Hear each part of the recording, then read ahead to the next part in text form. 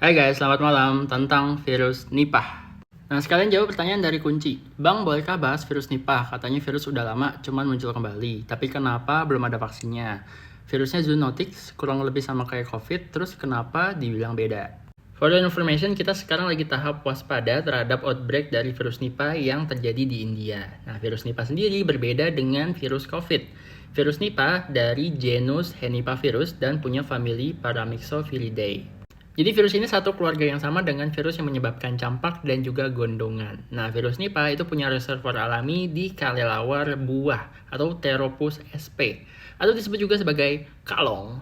Virus ini mendapatkan namanya dari infeksi pertama dia di tahun 98 hingga tahun 99 di desa Sungai Nipah di Malaysia, yang pertama kali menyebar dari peternak babi dan dari situ menyebar ke Singapura dan negara-negara sekitar. Jika terjangkit penyakit ini, kita akan mengalami ISPA atau infeksi saluran pernapasan atas dan bisa menyebabkan kematian. Bahkan penyakit virus Nipah ini punya fatalitas yang tinggi ya. CFR-nya tinggi, case fatality rate-nya antara 40 hingga 75%.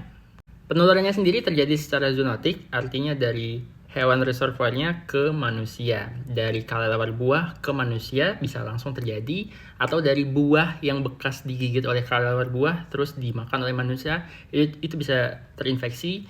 Nah, dari babi juga bisa, karena babi bisa makan buah bekas gigitan kelelawar buah terus menginfeksi manusia lewat kontak langsung dengan babinya atau kita makan babinya. Jadi salah satu sumber paper yang gue baca yaitu ini dari MDPI, yaitu Nipah Virus, Past Outbreaks and Future Containment. Jadi ini ada di drive gue kalau mau baca, dan dia tuh publish tahun 2020, jadi lumayan lengkap. Di situ dijelasin cara transmisi virus ini selain dari kelelawar buah langsung ke manusia, lewat buahnya, lewat babi yang makan buahnya, lewat dari human ke human juga bisa, dari manusia ke manusia lewat aerosol, lewat droplets, lewat vomits atau benda yang terciprat droplets terus dipegang sama tangan kita, terus kita ambil makanan, kita makan, itu juga bisa. Nah, untuk vaksinnya sendiri masih dalam tahap pengembangan. Kenapa lama? Karena sejauh ini infeksi hanya terjadi di daerah-daerah terisolasi, daerah-daerah kecil yang itu-itu aja. Jadi orang yang terinfeksi juga susah untuk dilakukan clinical trials. Di samping itu virus Nipah juga punya inkubasi ya, masa inkubasinya lumayan lama hingga 45 hari. Nah, ini mengakibatkan susahnya untuk mengambil atau menguji sampel dari vaksinnya.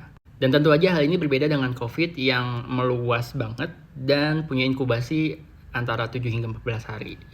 Nah, di sini mungkin teman-teman bertanya-tanya, kenapa kelelawar lagi? Jadi, kelelawar itu unik, teman-teman, karena dia tuh mamalia dan dia bisa terbang. Jadi, ketika dia terbang, dia punya suhu tubuh yang tinggi banget, antara 40 hingga 42 derajat Celcius. Hal ini memungkinkan dia untuk menjadi inkubasi alami dari patogen, virus dan bakteri.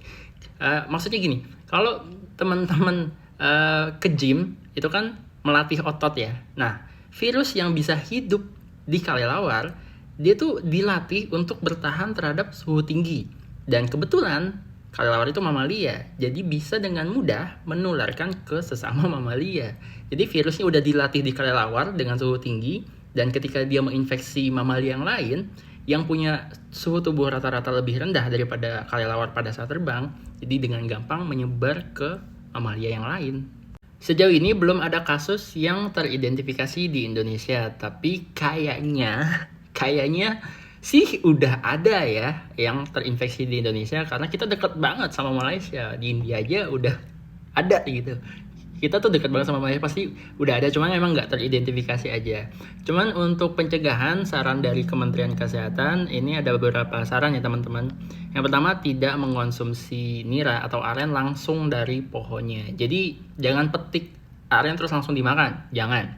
Karena biasanya kelelawar pada malam hari itu suka jilat-jilatin nira atau aren. Jadi kalau kalian mau makan nira atau aren, ya dimasak dulu. Lalu yang kedua, cuci dan kupas buah secara menyeluruh. Kalau di buahnya ada bekas gigitan, ya nggak tahu kan itu bekas gigitan siapa, bisa tikus, bisa kelelawar, itu dibuang aja. Jadi jangan dikonsumsi, jangan cari penyakit lah istilahnya. Selalu konsumsi daging yang matang, tidak mengkonsumsi hewan yang terinfeksi virus Nipah, lalu menerapkan protokol kesehatan, kayak cuci tangan, pakai hand sanitizer, pakai Masker kalau perlu, kalau batuk atau bersin ditutup, pakai masker ya kalau ada gejala.